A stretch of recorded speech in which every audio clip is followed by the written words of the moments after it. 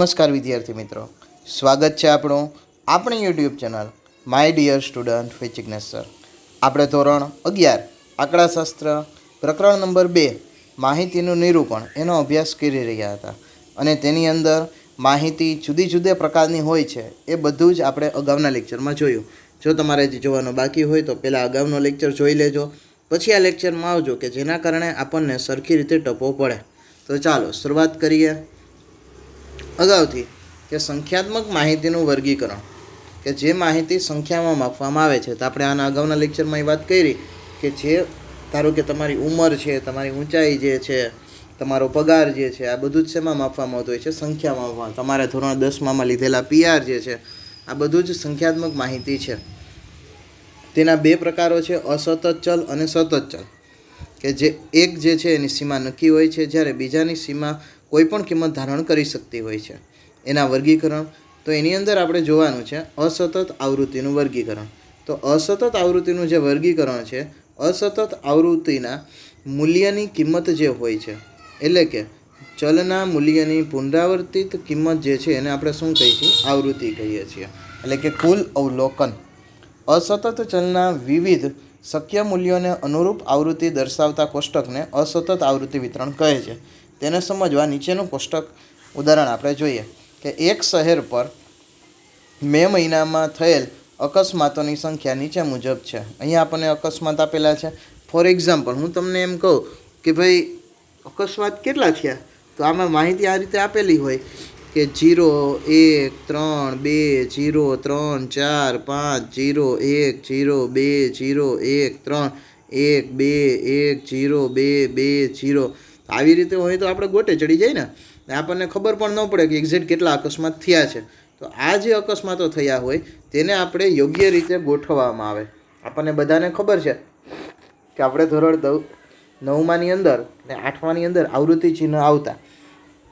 તો એ આવૃત્તિ ચિહ્નની અંદર આપણે શું કરતા હતા કે જ્યારે આપણે ગણવાની શરૂઆત કરીએ ત્યારે આપણને જે કાંઈ આવૃત્તિ આપેલી હોય એ આવૃત્તિની અંદરથી આપણે આવી રીતે 1, 2, 3 અને 4 વાર ગોતતા હતા.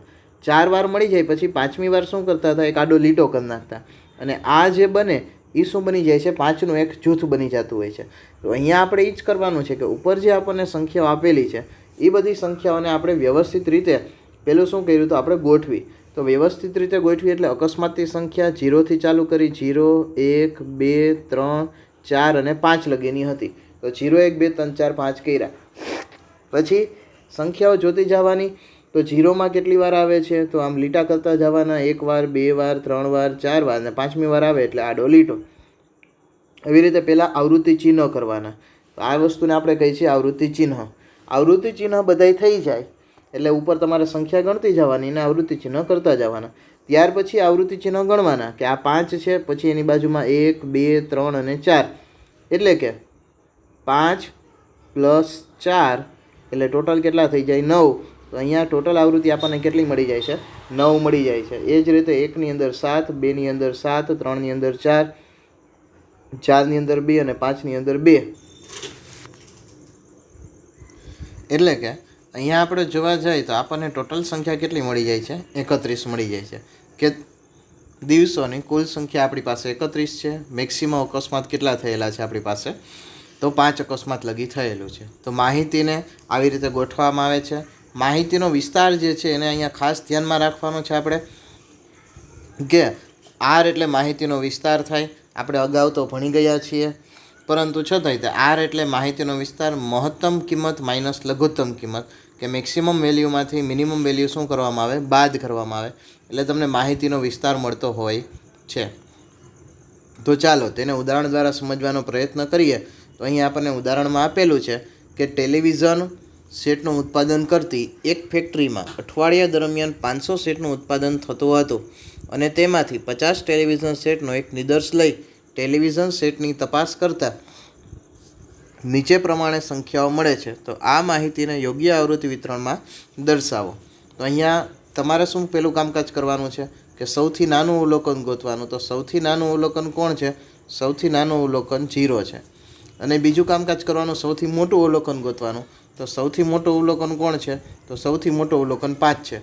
ઇટ મીન્સ કે 0થી લઈને 5 લગીની આપણને એ સંખ્યાઓ આપેલી છે. તો એ સંખ્યા ઉપરથી આપણે આવૃત્તિ વિતરણનું કોષ્ટક બનાવવાનું આવે. તો એ કોષ્ટક જ્યારે આપણે બનાવતા હોઈએ ત્યારે એક વસ્તુ ખાસ યાદ રાખવાની, પહેલાં લખેલ 0, 1, 2, 3, 4 અને 5 આવી રીતે લખી નાખવાનું. હવે ત્યાર પછી જે છે લાઇનમાં જોતું જવાનું, લીટા કરતા જવાના. સૌથી પહેલાં કોણ છે 0, તો અહીંયા 0માં એક લીટો કરવાનો. પછી કોણ છે 2, તો અહીંયા 2માં એક લીટો કરવાનો. ત્યાર પછી કોણ છે વળી પાછા 2, તો વળી પાછો 2માં બીજો લીટો. પછી 0, તો 0ની અંદર એક લાઈન. આવી રીતે લીટા કરતા જશો એટલે કે આવૃત્તિ ચિહ્ન હમણાં થોડીક વાર પહેલાં કીધું જ તું તમને કે આવી રીતે 1, 2, 3, 4 ચિહ્ન થઈ જાય.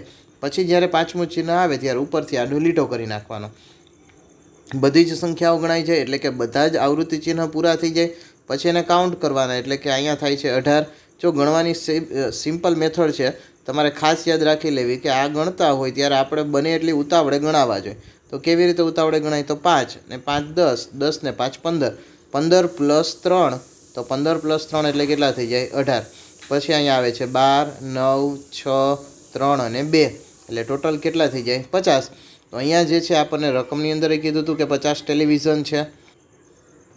રકમમાં આપણને એવું કીધેલું હતું કે અહીંયા જે છે ટેલિવિઝનની સંખ્યા કેટલી આપેલી છે 50 આપેલી છે. તો અહીંયા તમે જુઓ તો આ 50 ટેલિવિઝન તમને મળી જાય છે. તો આવી રીતે આપણે જેમ 8મા ધોરણની અંદર સરસ મજાના નાનકડા બાળક થઈને ગણતા હતા એવી જ રીતે અહીંયા ગણવાનું વારી આવે છે.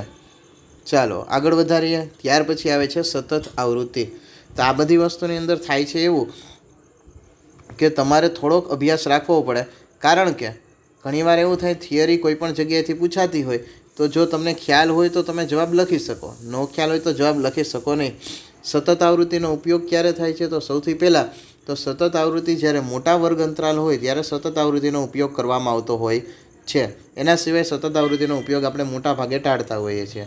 સતત આવૃત્તિ જે છે મોટો ઉપયોગ એટલે કે ધારો કે 0થી લઈને 100 લગીની સંખ્યા છે તો આપણે 0થી લઈને 100 લગી સંખ્યા દર્શાવી શકતા નથી, પરંતુ એને વર્ગની અંદર ટ્રાન્સફર કરીએ છીએ. તમે ધોરણ 10માં આંકડાશાસ્ત્ર ભણીને આવ્યા તો એની અંદર ઘણા બધા પ્રકારના વર્ગો આપેલા હતા. તો એ વર્ગો જે છે હવે તમે ખાસ અહીંયા જોજો કે વર્ગો જે છે કેટલા હતા, તો વર્ગોની સંખ્યા ઓછામાં ઓછી 6 હોય ને વધુમાં વધુ કેટલી હોય 15 સુધીની કોઈ પણ સંખ્યા હોઈ શકે છે. અહીંયા સ્પષ્ટ કરવું જરૂરી છે કે આ સર્વસ્વીકૃત પ્રણાલી છે, એટલે કે ઓછામાં ઓછા 6 ને વધુમાં વધુ 15 વર્ગો બનાવી શકાય છે. વચ્ચે તમને યોગ્ય હોય એટલા તમે વર્ગો બનાવો એની યારે કાંઈ વાંધો હોતો નથી. માહિતીનો સૌપ્રથમ શું મેળવવામાં આવે, વિસ્તાર મેળવવામાં આવે છે કે લઘુત્તમ વેલ્યુ કેટલી લેવી ને મહત્તમ વેલ્યુ કેટલી લેવી. ત્યાર પછી વર્ગોની સંખ્યા નક્કી કરવામાં આવે છે. વર્ગોની સંખ્યાને કહેવામાં આવે છે કે ત્યાર પછીની વર્ગ લંબાઈ નક્કી કરવામાં આવે છે. તમે થોડીક પ્રેક્ટિસ કરો એટલે ઓટોમેટિક તમને ખબર પડી જાય કે અહીંયા 10નો વર્ગ રહેશે, 25નો વર્ગ રહેશે, 50નો વર્ગ રહેશે. અથવા તો સૌપ્રથમ પહેલું કામકાજ કરી નાખો કે તમે વિસ્તાર શોધી નાખો, એટલે કે મહત્તમ આપણે જે XHની વેલ્યુ હતી XHની વેલ્યુમાંથી XLની વેલ્યુ શું કરી નાખો, બાદ કરી નાખો. એટલે તમને વિસ્તાર મળી જાય કે મેક્સિમમ આટલી વેલ્યુ લગી આપણે જવાનું છે. ને ત્યાર પછી શું કરો, ધારો કે તમારે એ વેલ્યુ મળે છે તમને 160 વેલ્યુ મળે છે ને તમારે ધારો કે વિચાર છે કે સાહેબ મારે છે ને 10 વર્ગ બનાવવા છે, તો 160 ભાગ્યા 10 કરો એટલે કેટલા થાય, તો 16ની વર્ગ લંબાઈ તમારે રાખવી પડે. તો એવું જરૂરી નથી કે એક્ઝેક્ટ 16ની રાખો, 16ની જગ્યાએ કેટલાની વર્ગ લંબાઈ કરી નાખાય, 20ની વર્ગ લંબાઈ કરી નાખો એટલે તમારું કામકાજ ચાલે, વાંધો આવતો નથી. એટલે કે અહીંયા આપણે બધાના જુદા જુદા સંકેતો ભણ્યા કે કોનો કયો સંકેત તરીકે ઓળખાય છે. ત્યાર પછી સંકેતની અંદર C × K > R જે થાય, હંમેશા વ્યવહારિક રીતે વર્ગ લંબાઈની સંખ્યા જે છે એ ધન પૂર્ણાંકની અંદર હોય અને એ બંનેનો ગુણાકાર જે છે એ માહિતીના વિસ્તાર જેટલો હોતો હોય છે. જો સતત આવૃત્તિ વિતરણમાં દરેક વર્ગની વર્ગ લંબાઈ સમાન હોય તો એને સમાન વર્ગ લંબાઈનું આવૃત્તિ વિતરણ કહેવામાં આવે છે. આપણે ત્યાર પછી 2 વસ્તુ ભણી ગયા છીએ જેના વિશે ફક્ત વાત કરી દઈ, કારણ કે આપણને ખ્યાલ હોવું જરૂરી છે. મહત્ત્વની વસ્તુ એ છે કે આપણી પાસે હતું એક નિવારક સતત આવૃત્તિ વિતરણ હતું કે નિવારકની અંદર શું હોય કે પૂછડું અને એટલે કે તમારો જે વર્ગ બનતા હતા એ વર્ગ કેમ બનતા હતા, આવી રીતે બનતા હતા 10 થી 15, 15 થી 20, એટલે કે તમારું પહેલા વર્ગની ઉધ્વ સીમા અને બીજા વર્ગની અધઃ સીમા સમાન રહેતી હતી.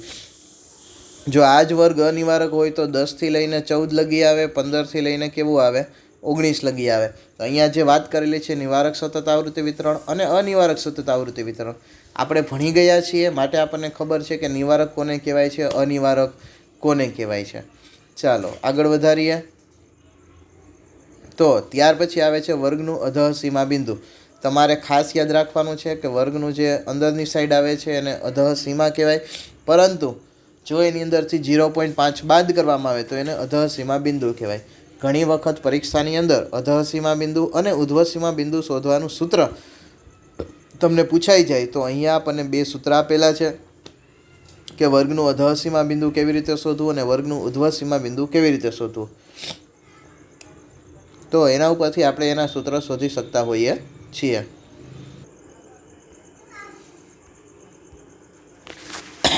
એટલે આપણી પાસે અધઃ સીમા બિંદુ અને ઉધ્વ સીમા બિંદુ બંનેના સૂત્ર જે છે એ સૂત્ર તમારે નોટની અંદર લખવાના રહેશે કે અધઃ સીમા બિંદુ કેવી રીતે શોધવું, ઉધ્વ સીમા બિંદુ કેવી રીતે શોધવું.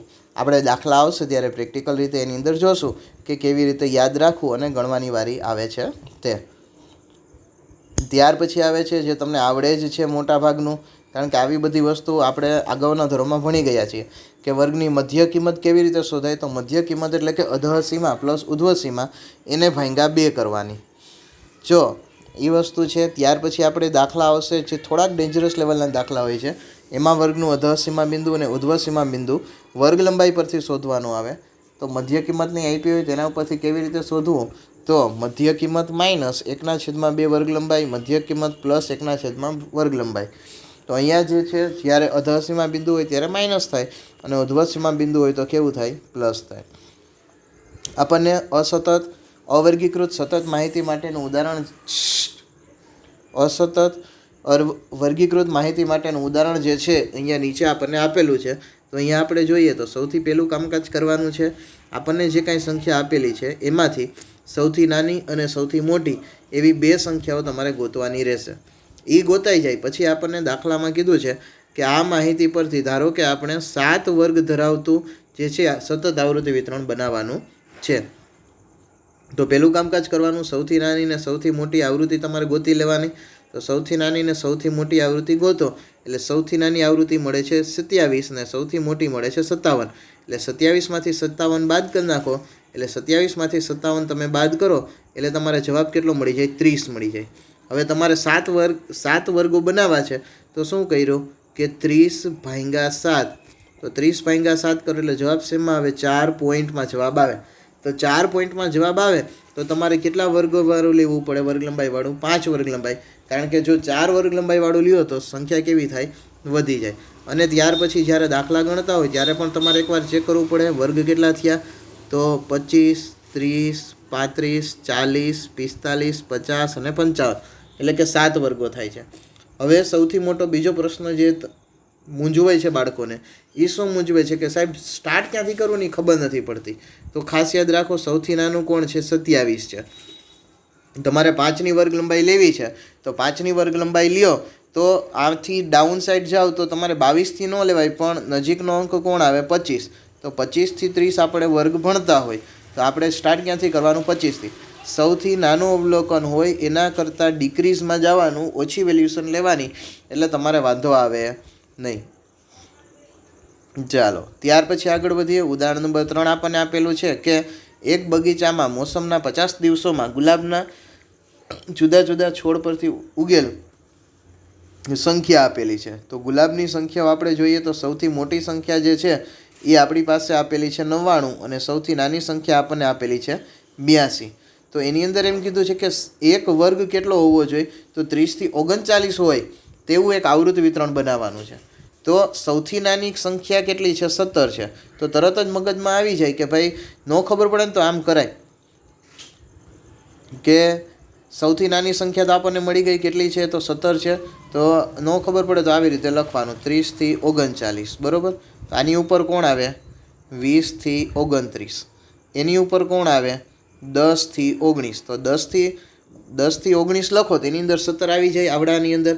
પાછળના તો તમને લખતા આવડે જ કે 40થી લઈને 49 એવી રીતે. એટલે જો ન ખબર પડે તો આવી રીતે ઊંધો એકડોમાં હાલો તો તમારે વાંધો આવે નહીં.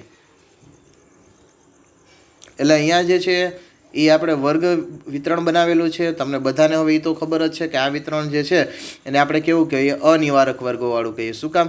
કારણ કે અહીંયા કેટલા છે, 19 છે, અને અહીંયા કેટલા છે, આપણી પાસે 20 છે. એટલે કે પ્રથમ વર્ગની ઉર્ધ્વસીમા અને બીજા વર્ગની અધઃસીમા એ બંને સમાન મળતા નથી. પછી તમારે આવૃત્તિ ચિહ્ન દોરી નાખવાના બધાયના, અને કુલ આવૃત્તિ જે કાંઈ આવતી હોય એ કરી નાખવાની. એ કેટલી મળવી જોઈએ? 50 મળવી જોઈએ. શું કામ? કારણ કે આપણને દાખલામાં ઓલરેડી આપ્યા છે.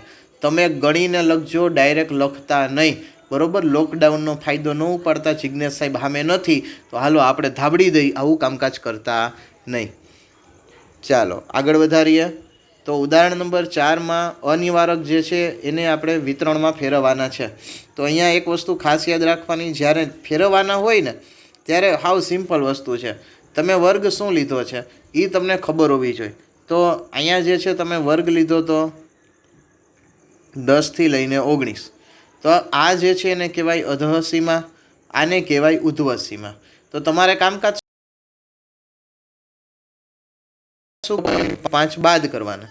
એટલે કે 10માંથી 0.5 બાદ કરો એટલે કેટલા મળે? 9.5. અને ઉર્ધ્વસીમામાં 0.5 ઉમેરવાના. ત્યાં 0.5 ઉમેરો એટલે કેટલા થઈ જાય? 19.5. પછી તમારી ગાડી હલાવી જવાની 19.5 થી 29.5, પછી 29. એટલે ગાડી ચલાવવાની વાત છે, બીજું જ કાંઈ છે નહીં. ને આવૃત્તિ જે છે એ તો તમારે કાંઈ હાથે લખવાની નથી. આ બધી આવૃત્તિઓ જે છે એ તો આગળના દાખલામાં છે, એમાંથી બેઠે બેઠી લખવાની છે. એટલે એમાં તમારે કાંઈ હેરાનગતિ કરવાની નથી. એની જ અંદર આપણને કીધું છે કે એની મધ્ય કિંમત શોધો. તો મધ્ય કિંમત શોધવાની અંદર શું કરવાનું હતું? તો મધ્ય કિંમતને વળી પાછી એકવાર યાદ કરી લઈ.